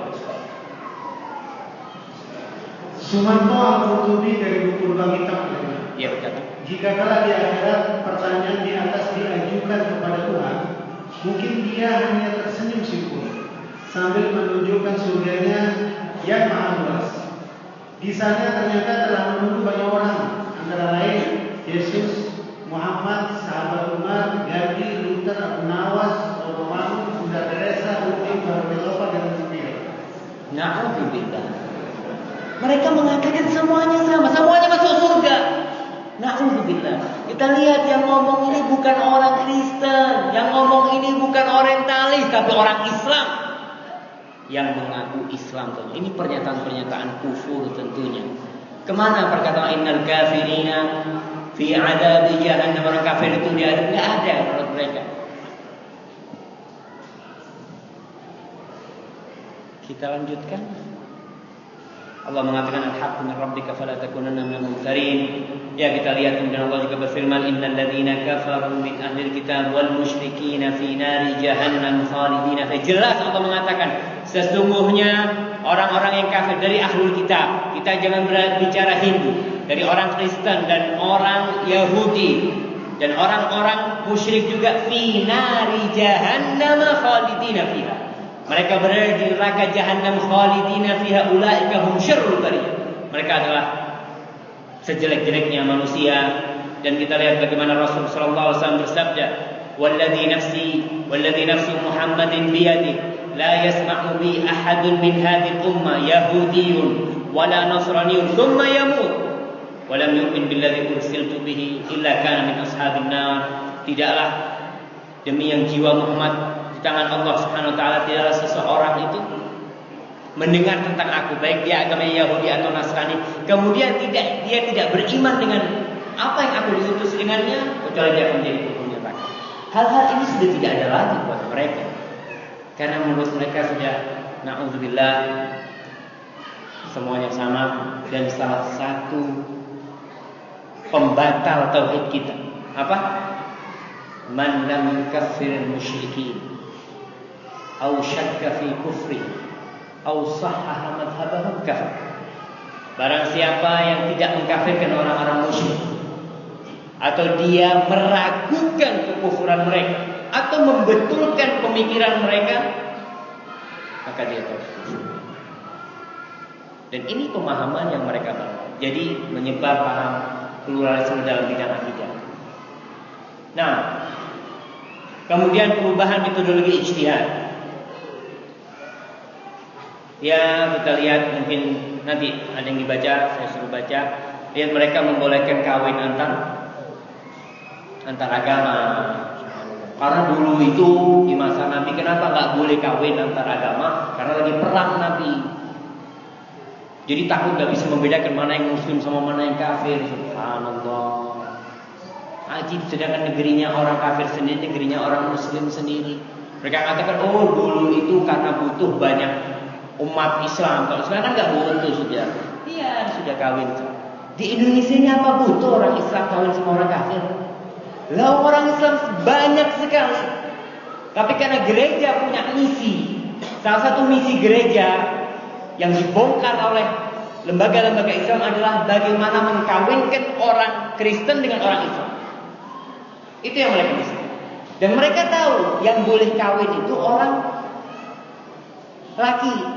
Orang laki Muslim baru kawin sama perempuan Muslimah. Perempuan Muslimah tidak boleh kawin dengan laki-laki Nasara. Yang Kristen masuk Islam, tidak apa-apa. Masuk Islam kalau itu, karena nggak boleh. Karena peraturan pemerintah pun tidak boleh, peraturan agama pun tidak boleh. Orang Kristennya masuk Islam kawin, setelah punya anak kufur lagi. Kau gimana, mau ikut aku? Sudah anaknya 2-3 mau ikut aku atau tidak? Akhirnya masuklah dia ke Kristen. Ini tidak cukup buat orang-orang kafir, karena harus pura-pura. Mereka yang mengusung paham liberal, gimana kalau kita sekarang membantu orang-orang Nasoro ini supaya mereka bisa banyak punya umat Kristen juga, dengan dikawinkannya perempuan-perempuan Muslim dengan orang-orang Kristen yang tentunya akan dibawa oleh mereka. Menurut mereka nggak apa-apa, semua agama sama, mau jadi Kristen mau apa. Na'udzubillah, ini membimbingkan mereka. Kita lihat Musdah Mulia itu mengajukan satu wacana tentang hukum Islam ya. Dia yang disebut Counter Legal Draft Kompilasi Hukum Islam. Diajukan ketika itu, dia diangkat oleh Menteri Agama atau Departemen Agama, tapi alhamdulillah kemudian ditolak ya. Coba dibaca apa yang diajukan oleh Musdah Mulia ini dalam bidang hukum Islam. Dia punya cara ijtihad sendiri dan hasilnya seperti ini. Silakan. Pertama, asas perkawinan adalah monogami. Cukup. Asas perkawinan itu satu. Jangan mikir ta'addud. Mau poligami? Bapak-bapak ada yang kepingin poligami? Nanti ibu-ibu dengar ya, kita ngomong sama bapak-bapak. Ya. Ibu-ibu, boleh suaminya poligami? Boleh, Masya Allah. Ya kita bersyukurlah. Kalau bapak bersyukur punya istri-istri yang Masya Allah. Mudah-mudahan Allah bangunkan rumah di surga bagi mereka semuanya. Nah, asas perkawinan dan monogami mereka katakan tidak boleh poligami. Yang kedua, batas umur antara calon suami dan calon istri adalah 19 tahun. Iya, sebelum 19 tahun gimana kalau mau kawin? Ya zina aja. Kawinnya umur 19 aja. Itu yang terjadi sekarang. Orang kepingin berzina, bukan kepingin berzina. Pemuda ketika masa pubernya itu sangat, ketika umur itu, ada yang umur 17 tahun, angkat tangan yang umur 17. Yang umur 17 angkat tangan. 18. Ya syabab, masa enggak ada? 19 ada? Masa enggak ada? Hah? Ada berapa? Berapa? 22. Berapa 15 enggak masuk masih? Ini ada anak umur 15, kayaknya kita jangan panjang-panjang ngomong ini. Ya. Kita akan lanjutkan. Jadi mereka membatasi umur perkawinan 19 tahun. Kalau mau kawin di bawah 19 tahun nggak bisa, karena peraturan yang diajukan oleh mereka orang-orang liberal ini. Baik. Apa? Ketiga, perkawinan beda agama antara umat Muslim dengan umat Islam disahkan. Iya, disahkan. Secara hukum mereka minta disahkan. Selanjutnya. Keempat, calon suami dan calon istri dapat mengawinkan dirinya sendiri atau tanpa wali dengan ketentuan umur 21 tahun, berakal sehat, rasyid. Subhanallah. Jadi kawinnya itu di mana? Di kampus. Kan anak-anak umur 21, kamu senang sama aku? Iya, saya senang. Kita kawin yuk. Kawin. Kenapa? Itu anak kuliah kan sudah rasyid ya mereka. Sudah berakal sehat. Iya, mereka bikin seperti itu. Untuk apa? Untuk mengeluarkan mereka yang kajian-kajian itu supaya nggak ngaji lagi. Fadhal. Kelima, hijab kabul boleh dilakukan oleh suami terhadap istri atau sebaliknya dilakukan oleh istri terhadap suami. Allahu Akbar. Bayangkan. Jadi yang bilang gabil itu nikah itu nanti perempuan. Iya, saya terima nikahnya. Karena sudah nggak butuh kali lagi. Selanjutnya. Keenam, masa iddah tidak hanya dimiliki oleh seorang wanita, tetapi juga laki-laki yang mempunyai masa iddah 130 hari.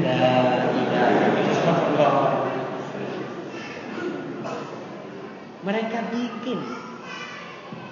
Jadi kalau ada bapak-bapak yang ditinggal mati sama istrinya, itu harus puasa 130 hari.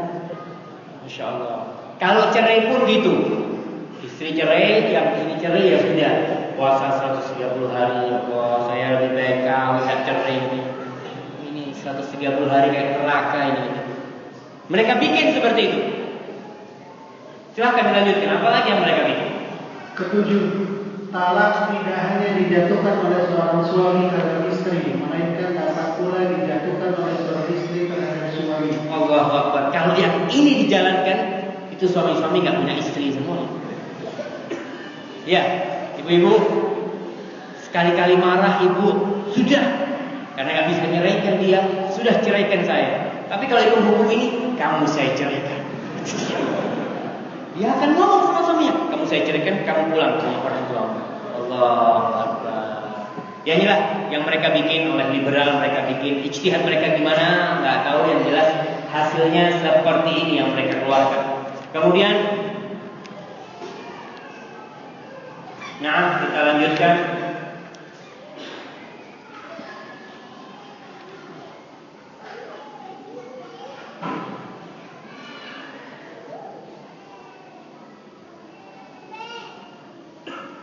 Na'udzubillah.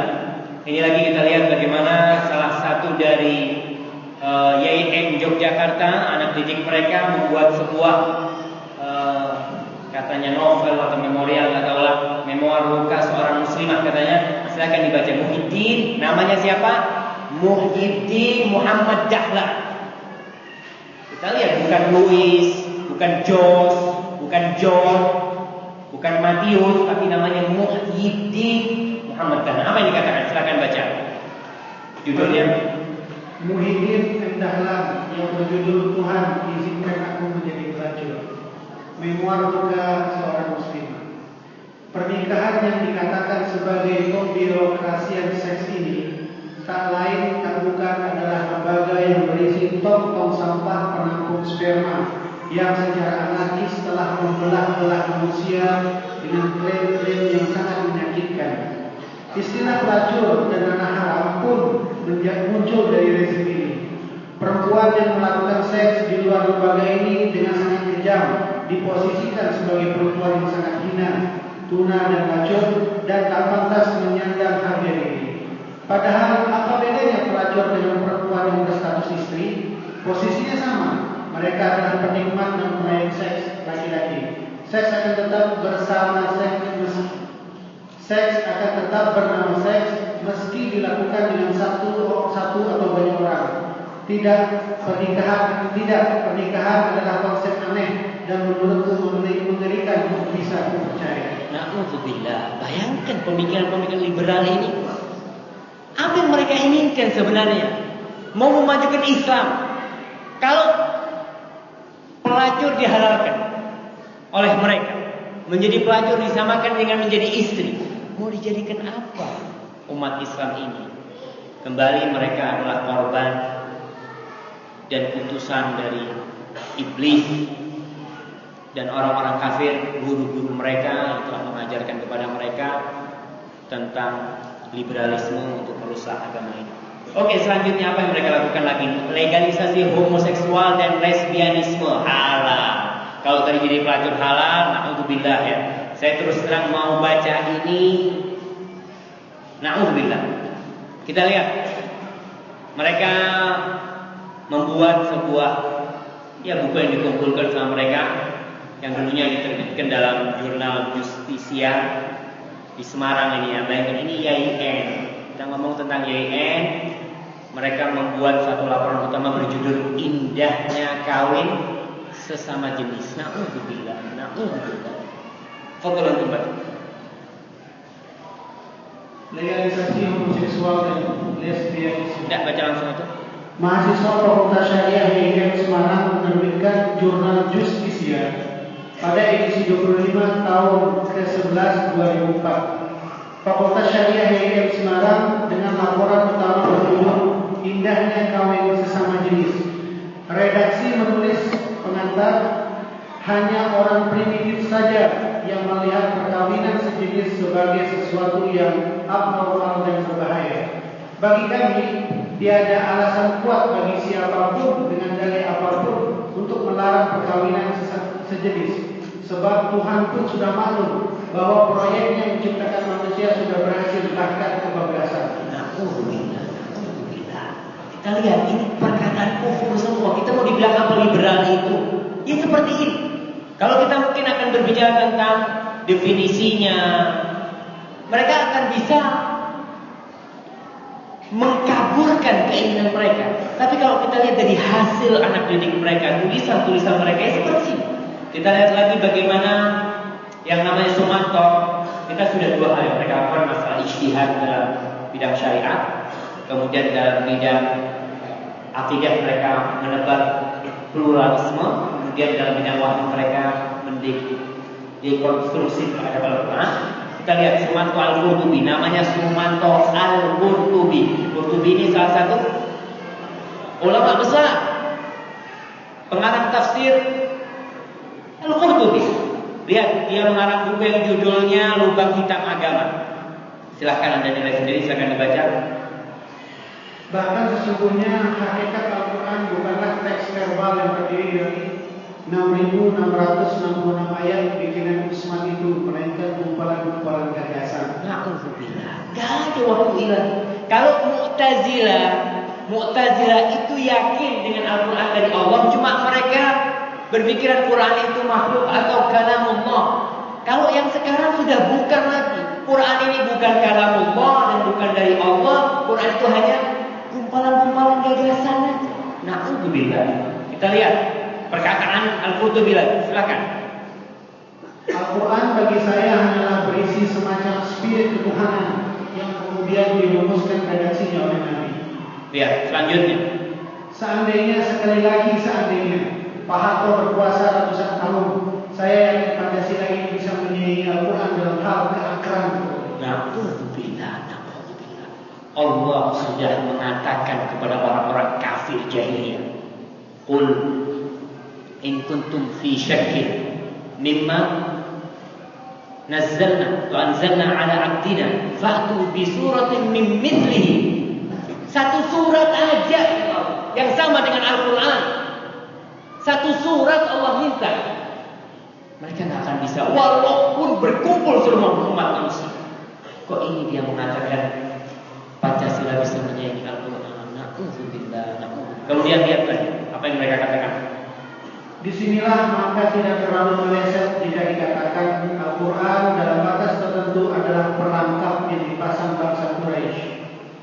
Na'udzubillah. Ya kita lihat ini orang-orang liberal. Kalau kita menghadau, mereka mau menggunakan dalil apa saja, cara apa saja, sarana apa saja, mereka tetap adalah kaki, tangan, dan bonekanya orang-orang kafir. Orang-orang kafir sudah tidak perlu lagi ngarang buku mereka. Tak perlu yang memojokkan Islam, sudah nggak perlu. Cukup ini garapan-garapan mereka untuk menyebarkan pemahaman mereka. Gak ada yang namanya agama Islam, karena buat mereka semua agama sama. Na'udzubillah, dan Al-Quran buat mereka, law qulna hadzal qaul, kalau kita yang berkata ini, kita semua sudah kufur. Tapi kita tidak boleh mengkafirkan seseorang secara ain, secara personal, sampai kita iqamatul hujjah, sampai dia paham dengan hujjah. Ya Allah, na'udzubillah, apa yang harus kita lakukan sekarang menghadapi hal yang seperti ini, yang perkataan-perkataan ini banyak tersebar di mana-mana. Yang harus kita lakukan adalah yang pertama, mantapkan tauhid kita. Coba bapak-bapak ajarin anaknya tauhid tentang keislaman. Kemudian kaji hal-hal yang membatalkan tauhid, ya. Kita tahu banyak hal yang membatalkan tauhid yang disebutkan oleh para ulama. Yang pertama adalah ya syirik billah, kemudian yang menjadikan perantara antara dia dengan Allah, berdoa meminta syafaat kepada mereka. Kemudian man lam yukaffiril musyrikin, mereka yang tidak mengkafirkan orang-orang musyrik atau ragu dengan kekufuran mereka atau benarkan pemahaman mereka, maka kufur.